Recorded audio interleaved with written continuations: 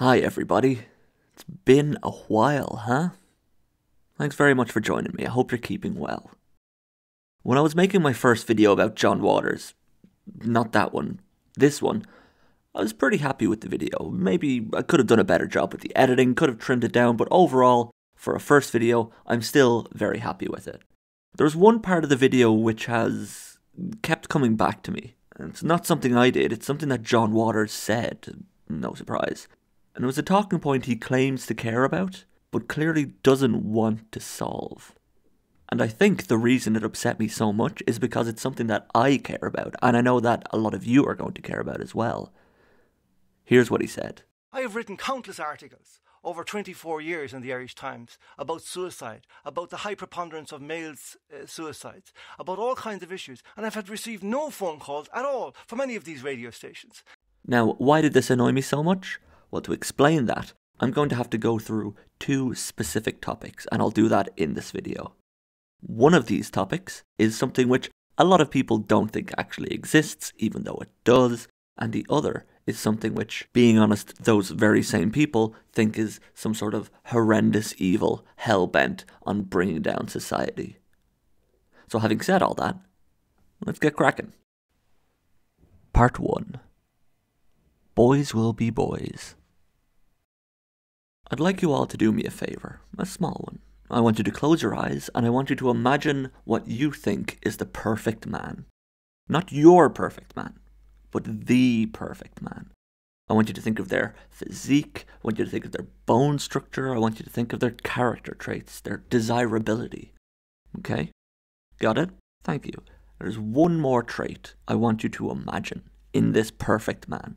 I want you to imagine how willing they would be to open up emotionally and show vulnerability.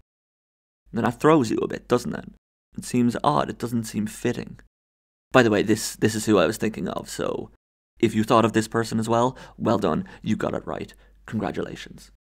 So what's the reason for this strange feeling of uncomfort when you think about emotional vulnerability in men? The reason for it is a little thing called toxic masculinity, and I can already hear the eyes rolling, but please, do bear with me. I want to show that it's not some weird feminist propaganda tool, it is something that is genuinely harmful to men, and the sooner that we can all acknowledge that it exists, the better it will be for everyone. Toxic masculinity is not about the kind of man that feminists want to turn men into.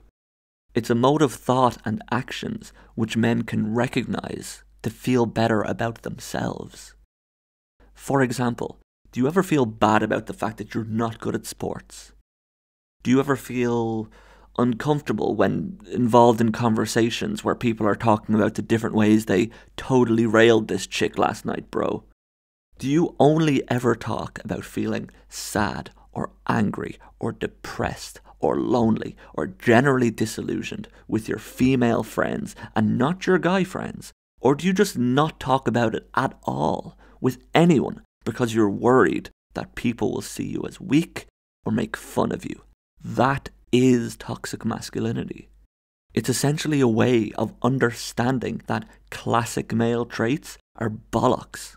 It's not a weapon that can be wielded by someone. And having classic male traits doesn't make you more toxic. If you're a well-built guy and you're good at sports, that's fine. That's not an issue. That is not toxic masculinity. LeBron James isn't more toxic than I am because he's good at baseball or whatever made-up sport he plays. You don't have toxic masculinity. It just is. It is social and societal expectations. I had really bad problems being happy with myself when I was growing up because I wasn't good at sports and I wasn't well built. I was kind of tall and skinny and I just couldn't understand why I was not manly enough. Even though I had such an enormous schlong, it just didn't make any sense to me. I'm so sorry. I'm so sorry. Now, there's a lot of worry and mistrust around the term toxic masculinity. The idea that it is a feminist propaganda tool is very much undermined by the origins of the term itself. Toxic masculinity was not first coined when a group of feminists smeared the blood pouring from the wound of a castrated alpha onto some paper. It actually has its origins in the mythopoetic men's movement of the 1980s. And I will explain to you what the mythopoetic men's movement is, but I do need to warn you. It is the most 1980s middle-class white dude shit you will ever hear. So do prepare yourself for that. I might put up a trigger warning, or I might just let people be triggered by that. We'll see how I feel when I'm editing. Essentially, this movement is a bunch of white dudes going on retreats, pretending to do Native American rituals to better connect with their own emotions. The whole point of the movement was to make men feel more content and have more understanding about their own emotional needs as a man, no matter what kind of man they were. Now that makes it sound pretty great, but there were many, many issues with this movement. One of the main issues, as far as I can see, is the singular focus on ritual to overcome this feeling of disconnect. You can chant all you want, but if you still feel like a piece of shit after chanting more isn't going to help you. As well as that, the original organisers of the movement wanted it to be completely apolitical, which didn't really go down well with a lot of the men involved, who wanted to try and have some sort of men's rights activist movement, I suppose you could call it.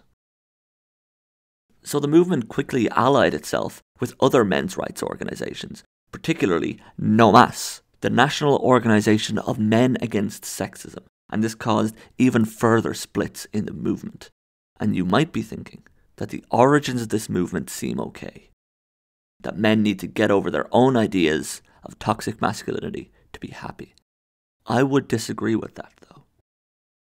There is no benefit to being involved in this group. The basic idea of the original movement is no different from your car not starting. You take it to a mechanic, only for the mechanic to say that your car won't start, and then send you on your way. Recognizing that people feel like shit, and then not helping them, isn't helpful. The idea that toxic masculinity impacted men, and men alone, is kind of the final nail in the coffin for me. By acknowledging that there are negative issues associated with negative masculine stereotypes, but refusing to acknowledge the wider impact, is proof that this movement is really no more helpful to people than breatharianism or any of the other new age self-help ideas of the 1980s. Now, does everything I spoke about before now encompass the entirety of toxic masculinity? No, of course it doesn't, and you know it doesn't. Toxic masculinity is a somewhat abstract concept about the negative situational and societal pressures placed on men. And because it's so abstract, it can be difficult for people to actually agree that it exists. The men's rights movement today are very much the groups who disagree with its existence. And the men's rights movement in general is even more fractured today than it was in the 1980s. There are still plenty of people who want to promote men's rights over equality. You simply have to go on Reddit or Twitter to see how many of these people there are. Red-pilled, men going their own way, meninist, incels. These are all, broadly speaking, men's rights groups. And I don't need to go into these too much, because the always amazing ContraPoints has done a video on inceldom which oh my lord, I cannot recommend it enough. It is beautiful. I can only dream of getting to that level of video production. So instead of diving into the ins and outs of this, I'm just going to quickly flash up some of the rational and coherent thoughts that I came across while looking through the top posts on Twitter and in these subreddits. I was not even going to attempt to go near 4chan. Fuck that shit.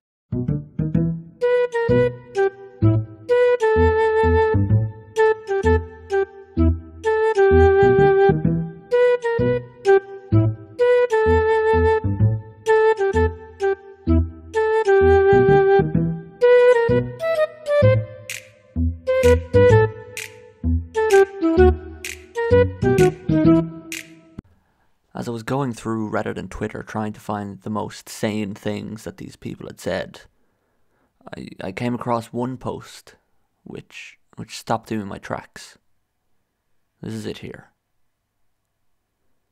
So I went into the comments hoping that when push comes to shove and the real issues actually happen, these men's rights activist communities will actually, help other men. And this person got basically nothing. Got told that women are shit. Few people said go to the police, but there was no help. This is fucking heartbreaking. If anyone from the MRA communities is watching at the moment, first of all, thank you, welcome. I hope you're keeping safe, and I hope that COVID hasn't had too much of an impact on your life. It probably has, but I do hope everything is going okay for you. I'd like to talk to you directly for a moment, because I'm assuming that if you were hate watching, you'd have clicked off by now. So hopefully what I'm saying is making sense to you. Everyone else, you can go and, I don't know, whatever it is young people do, dab on TikTok or some shit. But to you, the man or woman feeling disenfranchised or emasculated or worried about feminism because of what you've seen online, I want you to take a moment and I want you to breathe, because I'm here for you and I want to help you. I'm not here to make fun of you, and I'm not going to try and be funny. I am speaking sincerely, and I'm also speaking without a script, so I apologize if I stumble over some words or I repeat myself, but I just need you to know that I'm speaking truthfully. And I want you to know that you can believe me when I say this. I don't think that hatred is an appropriate response to injustice. Anger can be, absolutely. Anger is fine, but hatred isn't logical, it's not rational. It won't help. And I see and I hear the talking points on Twitter and in the MRA subreddits, and I will be going through a few of the most popular talking points in the next section of the video, but for the moment I just want to clarify a few points. Are all men rapists? No, of course not, and nobody in their right mind thinks that. Are there assholes who are feminists? Yes, absolutely. And generally, and I'm sure we can both agree on this, somehow the people who are the biggest assholes always seem to be able to shout the loudest. I'm not quite sure how that manages to happen. But you shouldn't hate feminism simply because some feminists are assholes. Because feminism isn't a monolith. And logically, your next question will be, well, why do you apply one standard to feminism and another standard to men's rights activism? And I can answer that very easily, but you might not agree with it. But it is the truth.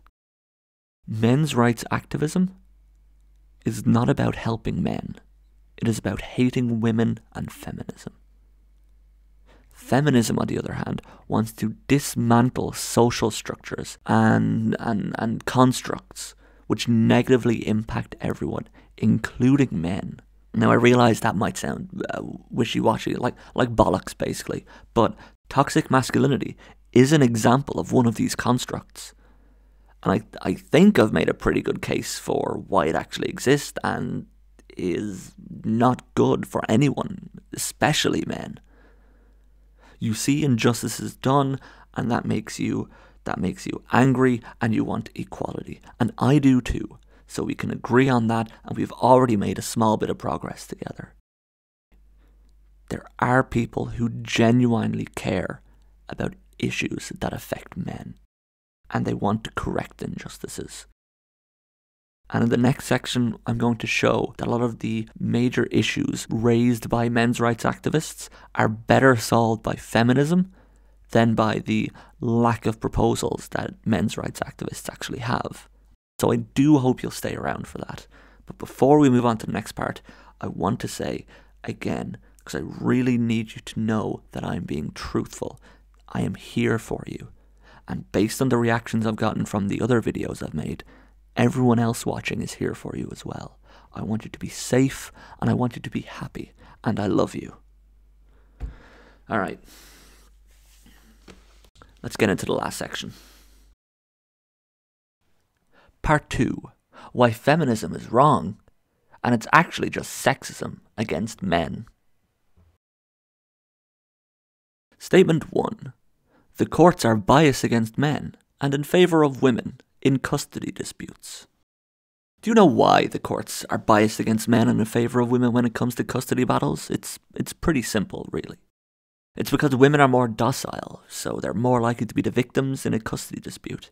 They'll probably be hurt more by losing a child, you know. That's a woman's role anyway, isn't it? To raise a child. It's kind of in their makeup to do that. And men, well, men are probably too busy working. They wouldn't have time to look after the child. And besides, they just can't really love.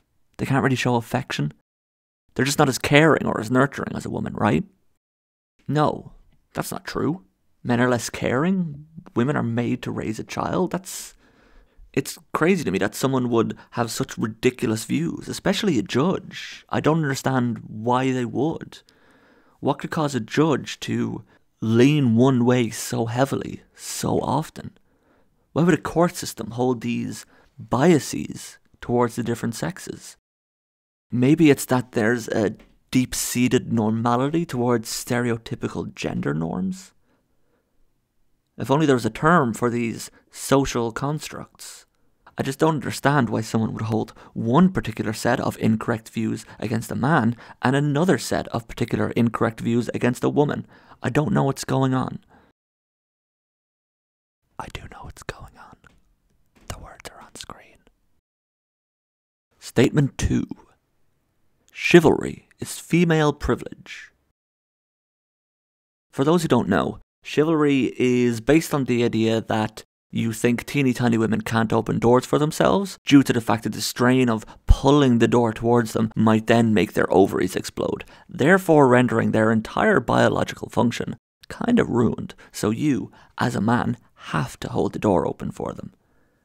And I don't really know what to say about this, other than the fact that this could easily be viewed as a way for men to assert their position of power and dominance over women, and that it actually reinforces negative stereotypes based on the assumed roles of masculinity and femininity that actually hinders the progress of greater equality.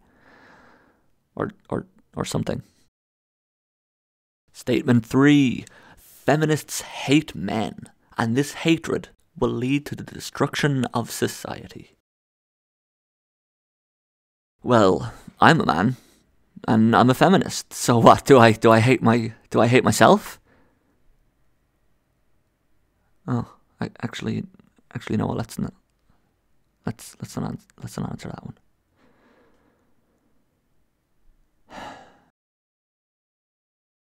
Okay, you know what? Fuck that shit. Let's answer it. Quote, the whole generation is womanized. The masculine tone is passing out of the world. It's a feminine, nervous, hysterical, chattering, caning age, an age of hollow phrases and false delicacy, and exaggerated solicitudes and coddled sensibilities, which, if we don't soon look out, will usher in a reign of mediocrity, of the feeblest and flattest and most pretentious that has ever been. The masculine character, the ability to dare and endure, to know and yet not fear reality, to look the world in the face and the face to take for what it is. This is what I want to preserve, or rather recover, and I must tell you that I don't in the least care what becomes of you ladies while I make my attempt. End quote. This is a quote from a gentleman named Henry James. This is, admittedly, a very well written version of the whole feminism will destroy society thing. It was written in 1886. People have been saying that feminism will cause the downfall of civilization for literal centuries, and we seem to be doing pretty well, to be honest. So, going back to the original question from the start of this video. I have written countless articles over 24 years in the Irish Times about suicide, about the high preponderance of males' suicides, about all kinds of issues, and I've had received no phone calls at all from any of these radio stations. Why did this clip annoy me so much? It's because if you really cared about something, if you really wanted to solve an issue, you should be willing to work alongside people you disagree with to achieve an overall greater outcome. By the way, congratulations to Joe Biden on becoming president. If you really want to help men, fighting against feminism is not the answer. The breakdown and the dismantling of toxic masculinity is a good thing for everyone.